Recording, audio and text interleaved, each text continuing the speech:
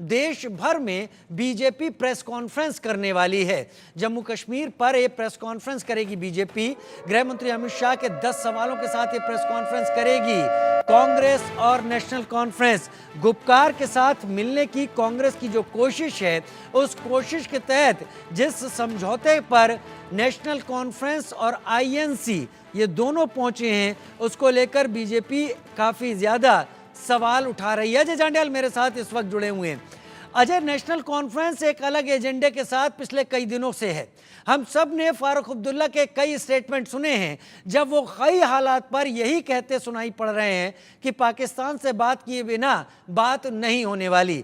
National conference से फारूक अब्दुल्ला ये भी कहते रहे हैं कि 370 की वापसी से कम पर मंजूर नहीं है। क्या ये जो सवाल बीजेपी उठा रही है, इसको लेकर जम्मू कश्मीर में भी राजनीति बढ़ने वाली है?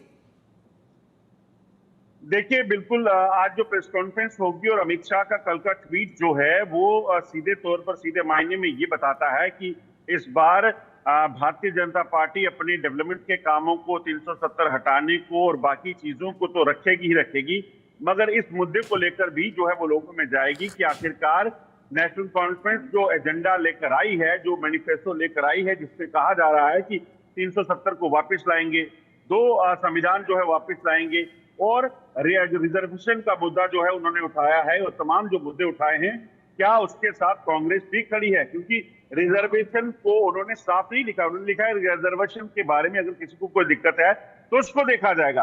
क्या रिजर्वेशन जिनको मिलती है उनको हटाने की बात है? पिछले दिनों जो एसटी स्टेटस दिया गया था पहाड़ियों को, उसको लेकर ऐतराज अगर दूसरे एसटी वालों को है तो उसको हटाने का नेशनल कॉन्फ्रेंस सोचती है या उनको और देने का करती है। तो ये चीजें जो है बड़ा मायने रखती हैं, क्योंकि जब आप उसे गोलमोल लिखेंगे तो ऐसा ही होगा। दूसरी चीज, 370 हटने के बाद जो चीजें बदली हैं, क्या नेशनल कॉन्फ्रेंस के इस मुद्दे के साथ स्पेशल स्टेटस जो मिला था जम्मू कश्मीर को, अलग संविधान मिला था, उस चीज को लेकर कांग्रेस भी क्या नेशनल कॉन्फ्रेंस के साथ खड़ी है? अलायंस का मतलब क्या है, मायने क्या है? इस चीज को लेकर क्लैरिफिकेशन मांगी गई है। इसी मुद्दे को लेकर जो है वो नेशनल कॉन्फ्रेंस और कांग्रेस जिन्होंने टाइप किया है उसको बीजेपी भुनाने वाली है और लोगों पे जाने वाली है। आज प्रेस कॉन्फ्रेंस होने वाली है, इसके बाद जो जानकारियां हैं उसके मुताबिक अब ये आगे जो है वो बढ़ेगी और कहीं ना कहीं आम लोगों के बीच जब राजनीति आगे बढ़ेगी, लोगों के बीच कांग्रेस के लोग, बीजेपी के लोग जाएंगे तो वो सवाल पूछेंगे कि कांग्रेस देश भर में भी क्या इसी एजेंडे के साथ चल रही है? देश भर में भी क्या यही मानती है कि 370 जम्मू कश्मीर से हटा? तो क्या इस पे कांग्रेस उनके साथ खड़ी है? क्योंकि बीजेपी को पता है कि कांग्रेस इस स्टेटमेंट को देकर जम्मू कश्मीर में वोट हासिल करने के लिए देश के बाकी हिस्सों में जो है उसको नुकसान होगा। ठीक है, क्या इसको लेकर नेशनल कॉन्फ्रेंस और कांग्रेस की तरफ से रिएक्शन मिले हैं क्या जम्मू कश्मीर में? देखिए, नेशनल कॉन्फ्रेंस का स्टैंड बड़ा क्लियर है। फारूक अब्दुल्ला से जब ये पूछा गया तो फारूक अब्दुल्ला ने कहा जो कांग्रेस से पूछना है आप कांग्रेस से पूछिए, हमारा स्टैंड क्लियर है। फारूक अब्दुल्ला एक स्मार्ट पॉलिटिशियन है, उनको पता है कि उनको जम्मू कश्मीर में जम्मू में सीटें ज्यादा नहीं मिलेगी जहां पे हिंदू बहुल इलाके हैं।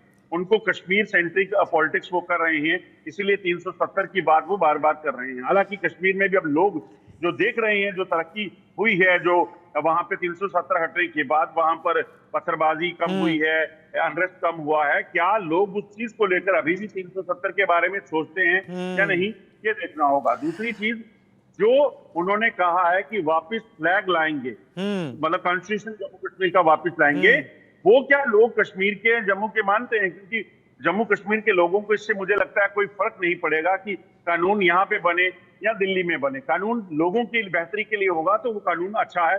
मेरे ख्याल में अब लोगों को ये समझ आ सकती है। लोगों को इस समझ में आ गया। बहुत शुक्रिया अजय, जानकारी के साथ आप हमारे साथ जुड़े और विस्तार से जानकारी दी। प्रेस कॉन्फ्रेंस के बाद देखना होगा देश में क्या मुहिम चलती है।